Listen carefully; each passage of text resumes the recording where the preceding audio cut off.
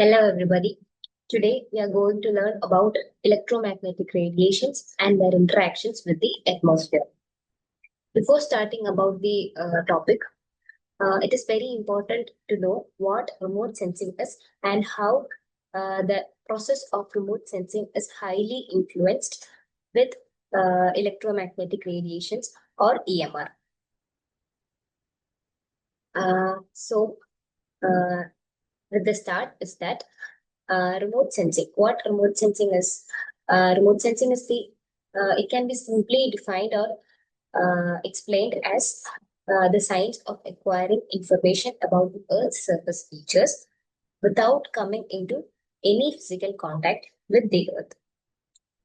എന്ന് പറഞ്ഞു കഴിഞ്ഞാല് എന്താണ് നമ്മൾ എർത്ത് സർഫസ് ഫീച്ചേഴ്സിന്റെ ഇൻഫർമേഷൻസ് കളക്ട് ചെയ്യുക എർത്ത് ആയിട്ട് ഫിസിക്കലി ഒരു കോണ്ടാക്റ്റും ഇല്ലാതെ simply it's like taking the pictures of the earth surface features. അതിനാണ് നമ്മൾ റിമോട്ട് സെൻസിങ് എന്ന് ബേസിക്കലി പറയുന്നത്. റിമോട്ട് സെൻസിങ് നമ്മൾ യൂസ് ചെയ്യുന്നത് എന്താണ് കൂടുതൽ അഡ്വാൻസ്ഡ് ആയിട്ടുള്ള ഒരു ടെക്നോളജിന്റെ ഭാഗമായിട്ടാണ്. വിച്ച് മീൻസ് നമ്മളത് ആപ്ലിക്കബിൾ ആക്കാൻ വേണ്ടിയിട്ട് will be using natural or artificial illumination source, which is a very important part of remote sensing technique. And that illumination source is mainly from the sun or the solar energy. Solar energy എന്ന് പറയുന്നത് natural ആയിട്ടുള്ള illumination source ആണ്. Whereas നമ്മൾ nowadays we are using artificial illumination sources also. And നമ്മൾ ഈ remote sensing use ചെയ്യുന്ന സെൻസേഴ്സിന് പറയുന്ന അല്ലെങ്കിൽ നമ്മൾ യൂസ് ചെയ്യുന്ന ഒരു ഡിവൈസ് ഉണ്ട്. ആ ഡിവൈസിന് നമ്മൾ പറയുന്ന പേരാണ് സെൻസേഴ്സ്. യൂഷ്വലി നമ്മളെ സെൻസേഴ്സ് അല്ലെങ്കിൽ സെൻസേഴ്സ് മൗണ്ട് ചെയ്യാൻ യൂസ് ചെയ്യുന്നതാണ് എന്താണ് പ്ലാറ്റ്ഫോം. സെൻസേഴ്സ് യൂസ് ചെയ്തിട്ട് നമ്മൾ സാറ്റലൈറ്റിൽ സെൻസേഴ്സ് മൗണ്ട് ചെയ്യുന്നു. അത് നമ്മൾ സാറ്റലൈറ്റ് എയർബോൺ അല്ലെങ്കിൽ സ്പേസ് ബോൺ ആയിട്ടുള്ള സാറ്റലൈറ്റ് അല്ലെങ്കിൽ എയർക്രാഫ്റ്റ് യൂസ് ചെയ്തിട്ട് നമ്മൾ റിമോട്ട് സെൻസിങ് പെർഫോം ചെയ്യുന്നു. ഈ സെൻസേഴ്സിനെ ക്യാരി ചെയ്യാൻ വേണ്ടി നമ്മൾ യൂസ് ചെയ്യുന്ന വെഹിക്കിൾസിനെയാണ് പ്ലാറ്റ്ഫോം എന്ന് പറയുന്നത്. ഇത് ജനറൽ ആയിട്ടുള്ള കാര്യങ്ങളാണ്. പിന്നെ വരുന്നതാണ് electro magnetic spectrum which explains the importance of EMR radiations with connection to the remote sensing techniques. Electromagnetic spectrum പറയുന്നതിന് മുന്നേ electromagnetic radiation, we all know that എന്താണ് ഇലക്ട്രോമാഗ്നറ്റിക് റേഡിയേഷൻ എന്ന് പറയുന്നത്. It is the periodic disturbances that is periodic disturbances of waves that will be traveling through the atmosphere. ഈ വേവ്സിന് എന്താണ് both electric and magnetic fields ഉണ്ടായിരിക്കുന്നതായിരിക്കും.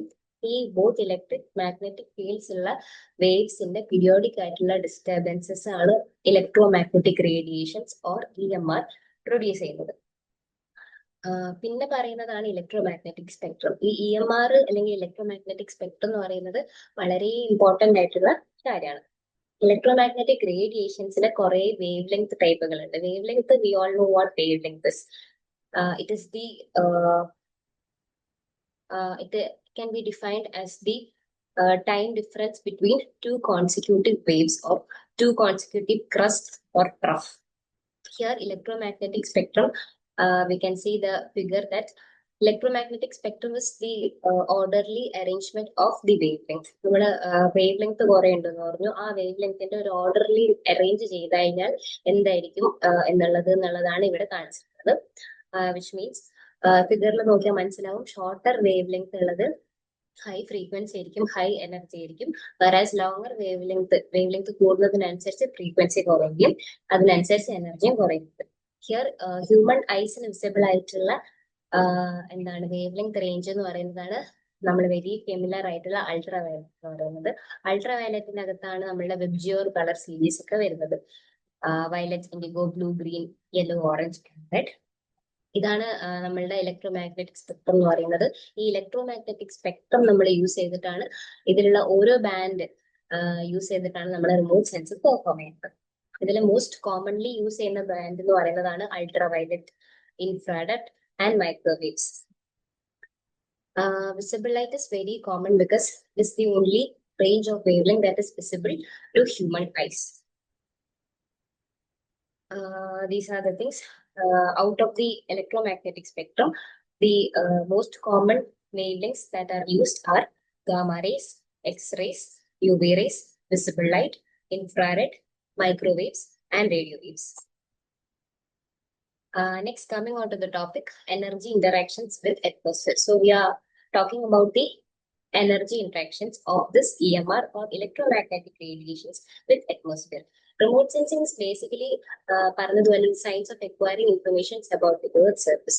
നമ്മൾ remote sensing ചെയ്യുന്ന സമയത്ത് we'll be having a എന്താണ് sensor or satellite on board. ഈ സാറ്റലൈറ്റിൽ നിന്ന് EMR റേഡിയേഷൻ അറ്റ്മോസ്ഫിയർ വഴി അറ്റ്മോസ്ഫിയറിലൂടെ will be travelling through the atmosphere and reaches the terrain. ടെറൈനിൽ വരും, ടെറൈനായിട്ട് ഇന്ററാക്ട് ചെയ്യും, അതിൽ നിന്നുള്ള ഇൻഫർമേഷൻസ് ഒക്കെ എടുത്തതിന് ശേഷം അത് തിരിച്ച് സെൻസറിലേക്ക് തിരിച്ചു പോകും. സെൻസർ അത് റെക്കോർഡ് ചെയ്യും, റെക്കോർഡർ വെച്ചിട്ട് അതിൽ നിന്ന് നമ്മൾ അത് പ്രോസസ് ചെയ്ത് ആവശ്യമുള്ള ഡാറ്റകൾ എടുക്കുക. That's the entire process of remote sensing. ഇങ്ങനെ നമ്മൾ സാറ്റലൈറ്റിൽ നിന്ന് അല്ലെങ്കിൽ സെൻസറിൽ നിന്ന് ഒരു EMR that may be natural source ആണെങ്കിൽ സോളാർ എനർജി, ഇങ്ങനെ എന്തെങ്കിലും നമ്മൾ വരികയാണെന്നുണ്ടെങ്കിൽ ആ വരുന്ന സാധനം അറ്റ്മോസ്ഫിയറിലൂടെ പാസ് ചെയ്യുന്ന സമയത്ത് എന്തൊക്കെ ഇന്ററാക്ഷൻസ് ഉണ്ടാവുന്നുണ്ട് എന്നുള്ളതാണ് എനർജി ഇന്ററാക്ഷൻസ് അറ്റ്മോസ്ഫിയറിൽ പറയുന്നത്. All radiations detected by remote sensors passes through some distance or path length of the atmosphere, and this results in the interaction of these incoming wavelength with the atmospheric particles. And the main three types of interactions are there. They are scattering, absorption, and transmission. The very first interaction is of scattering. Scattering എന്ന് പറഞ്ഞു കഴിഞ്ഞാൽ it is simply atmosphere will be having so much of particles that may be dust, gases, or any other particles may be present in the atmosphere. So, scattering എന്ന് പറഞ്ഞു കഴിഞ്ഞാൽ the electromagnetic radiations, അത് the traveling of an electromagnetic radiation while it travels, because of the presence of the gaseous molecules or any other particles, the original path of the electromagnetic radiations will be redirected, or the EMR will be redirected from the original path. അതിനാണ് നമ്മൾ scattering എന്ന് പറയുന്നത്. ശരിക്കുള്ള അതിന്റെ പാത്തിൽ നിന്ന് അത് റീഡയറക്റ്റഡ് ആവുകയാണ് എന്തിന്റെ പാർട്ടിക്കിൾസിന്റെ ഗ്യാസസിന്റെ എന്തെങ്കിലും പ്രസൻസ് ഉണ്ടെന്നുണ്ടെങ്കിൽ.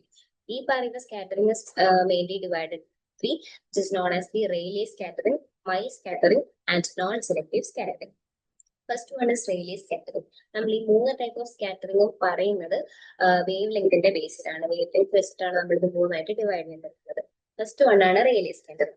റെയിലേ സ്കാറ്ററിംഗ് ഇസ് എന്താണ്, നമ്മൾ ഒരു ഇൻകമിങ് വേവ് ലെങ്ത് ഉണ്ടെന്ന് പറഞ്ഞു. ആ ഇൻകമിങ് വേവ് ലെങ്തിനെക്കാളും പ്രസന്റ് ആയിട്ടുള്ള അതായത് അറ്റ്മോസ്ഫിയറിൽ പ്രസന്റ് ആയിട്ടുള്ള ഗ്യാസ് പാർട്ടിക്കിൾസ് എന്ന് പറയുന്നത് ഇൻകമിങ് ആയിട്ടുള്ള റേഡിയേഷനെക്കാളും സൈസ് കുറവാണ് എന്നുണ്ടെങ്കിൽ നമ്മൾ അതിനെ റെയിലേ സ്കാറ്ററിംഗിന്റെ അണ്ടറിലാണ് describe ചെയ്യുന്നത്. The size of the particles will be smaller on comparison with the incoming wavelength.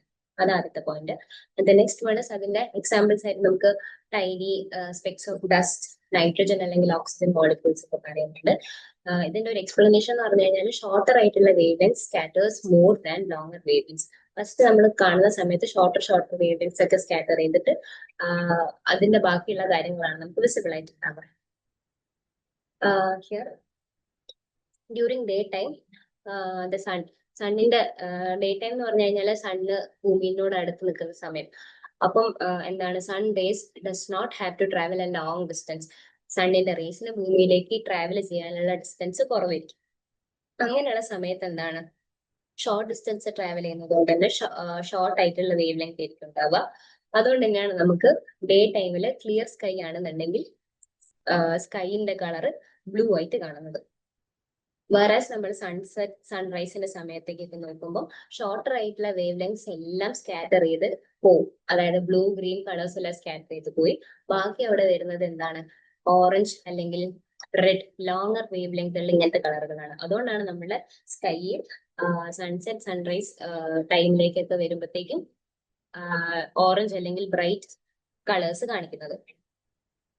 പിന്നെ ഇങ്ങനത്തെ സാധനങ്ങളൊന്നും, അതായത് ഈ സ്കാറ്ററിംഗ് ഇല്ല, സ്കാറ്ററിംഗ് എക്സിസ്റ്റ് ചെയ്യുന്നില്ല എന്നാണെന്നുണ്ടെങ്കിൽ നമ്മൾ sky would have appeared black without any colours. Next one is Mie scattering. Mie scattering can be defined as എന്താണ്, ഈ ഇൻകമിങ് ആയിട്ടുള്ള വേവ് ലെങ്തിന്റെ റേഡിയേഷനെക്കാളും സൈസ് കൂടുതലോ കുറവോ ആയിരിക്കില്ല. ഇൻകമിങ് റേഡിയേഷനും പാർട്ടിക്കിൾ പ്രസന്റ് ആയിട്ടുള്ള സൈസും ജനറലി സിമിലർ ആയിരിക്കും. അതിനാണ് നമ്മൾ മൈ സ്കാറ്റർ എന്ന് പറയുന്നത്. ജനറലി അതിന്റെ കാരണം എന്ന് പറയുന്നത് അറ്റ്മോസ്ഫിയറിൽ പ്രസന്റ് ആയിട്ടുള്ള എയറോസോൾസ് ആണ്. എയറോസോൾസ് എന്ന് പറഞ്ഞു കഴിഞ്ഞാൽ ഇറ്റ് ഇസ് ദി എന്താണ് ഒരു പാക്കറ്റ് അല്ലെങ്കിൽ mixture of dust, water vapour അങ്ങനത്തെ സാധനങ്ങൾ അറ്റ്മോസ്ഫിയറിൽ പ്രസന്റ് ആയിട്ടുള്ളത്. ഇത് ജനറലി നമ്മൾ ലോവർ അറ്റ്മോസ്ഫിയറിക് പോർഷൻസിലാണ് കാണുന്നത്. അത് കഴിഞ്ഞ് വരുന്നതാണ് non selective scattering. Non selective എന്ന് പറഞ്ഞു കഴിഞ്ഞാൽ സൈസ് എന്ന് പറയുന്നത് ലാർജർ സൈസ് ആയിരിക്കും കാണിക്കുന്നത്. നമ്മൾ പറയുന്ന ഇൻകമിംഗ് റേഡിയേഷനെക്കാളും അറ്റ്മോസ്ഫിയറിൽ പ്രസന്റ് ആയിട്ടുള്ള പാർട്ടിക്കിൾസിന്റെ സൈസ് കൂടുതലായിരിക്കും. And it is independent of all wave length. Non selective scatter എന്ന് പറയുമ്പോൾ എല്ലാ വേവ് ലെങ്ത്തും അത് സ്കാറ്റർ ചെയ്ത് പോകും. അപ്പൊ അതിന് സ്കാറ്റർ ചെയ്യാൻ വേണ്ടിയിട്ട് ഷോർട്ട് വേവ് ലെങ്ത്തും ഇല്ല, ലോങ് വേവ് ലെങ്ത്തും ഇല്ല. സോ എന്താണ് every wave length will be scattered equally. For example the clouds ഇങ്ങനെ സ്കാറ്റർ ചെയ്യാൻ വേണ്ടിയിട്ട് വേവ് ലെങ്ത്തുകളൊന്നും ഇല്ലാത്ത സാഹചര്യത്തിലാണ് എന്താണ് clouds they appear as white in color. So that was the very first point of atmospheric interactions with of the EMR scattering. And the second one is the absorption. Absorption is the same thing as we all know. The radiant energy will be absorbed and converted to other forms of energy. That's the incoming wavelength will be absorbed without reaching the Earth's surface or without collecting the data. The main three absorbents that are present in the atmosphere are ozone, carbon dioxide, and water vapor. Ozone, as we all know, absorbs the ultraviolet rays.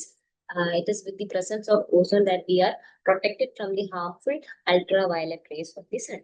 And the next one is the carbon dioxide or the CO2. It is generally known as the greenhouse gas. And ഈ carbon dioxide എന്ന് പറയുന്നത് നമ്മുടെ electromagnetic സ്പെക്ട്രത്തിന്റെ far infrared റീജിയൻസിനെയാണ് absorb ചെയ്യുന്നത്. അതുകൊണ്ട് തന്നെ thermal heating കുറയ്ക്കുന്നു. സണ്ണിൽ നിന്ന് ഭൂമിയിലേക്ക് എത്തുന്ന ഹീറ്റിന്റെ അളവ് കുറയ്ക്കുന്നു with the help of carbon dioxide. And the next one is water vapour. Water vapour as we all know എന്താണ് അറ്റ്മോസ്ഫിയറിന്റെ പ്രസന്റ് ആയിട്ടുള്ള വാട്ടർ കണ്ടന്റിനെയാണ് കാണിക്കുന്നത്, ഇൻഡിക്കേറ്റ് ചെയ്യുന്നത്. And it absorbs the long infrared and short wave microwave radiations.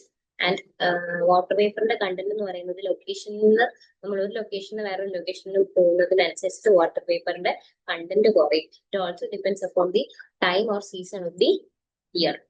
ഒരു സീസണിലുള്ള water vapour content ആയിരിക്കണം എന്നില്ല next സീസണിൽ, അങ്ങനത്തെ കാര്യങ്ങൾ. പിന്നെ some portion of electromagnetic spectrum that is not absorbed and nearly transparent are called atmospheric windows. Atmospheric windows എന്ന് പറഞ്ഞു കഴിഞ്ഞാൽ നമ്മൾ മൊത്തത്തിൽ ഈ electromagnetic spectrum എടുത്തു കഴിഞ്ഞാൽ some of the portion will be not affected by this absorption. Absorption കാണിക്കാത്ത electromagnetic സ്പെക്ട്രത്തിലെ ചില പോയിന്റുകളുണ്ട് അല്ലെങ്കിൽ ചില ഏരിയാസ്. ആ ഏരിയാസിനെയാണ് നമ്മൾ അറ്റ്മോസ്ഫെറിക് വിൻഡോസ് എന്ന് പറയുന്നത്. And the next last one is refraction and reflection. Refraction and reflection is a very common thing we all know. Refraction എന്ന് പറഞ്ഞു കഴിഞ്ഞാൽ എന്താണ് ഡെൻസിറ്റീസ്, ഒരു നമ്മൾ വരുന്ന ഇൻകമിങ് ആയിട്ടുള്ള റേഡിയേഷൻ ഡെൻസിറ്റീസ് മാറുക. രണ്ട് ഡിഫറെന്റ് ആയിട്ടുള്ള മീഡിയയിലൂടെയാണ് പാസ് ചെയ്യുന്നത്. നമ്മൾ എയർ വാട്ടറിലൂടെയാണ് പാസ് ചെയ്യുന്നത് വെച്ചാൽ നമുക്ക് we can see the figure. Here we can see that incident ray, the incident ray will be coming and the refracted ray will be bended a bit. അതായത് original ആയിട്ട് വരുന്ന സാധനത്തിനേക്കാളും കുറച്ചും കൂടെ ബെൻഡ് ആയിരിക്കും. അതിന്റെ ഒറിജിനൽ പാത്തിൽ നിന്ന് അത് ഡയറക്റ്റ് ആയിട്ട് പോവാതെ ലൈറ്റ് ആയിട്ട് ബെൻഡിങ് കാണിക്കും. അതിനാണ് നമ്മൾ റിഫ്രാക്ഷൻ എന്ന് പറയുന്നത്. The incident ray will be bending while traveling from a medium to another medium. And the reflection is exactly the opposite.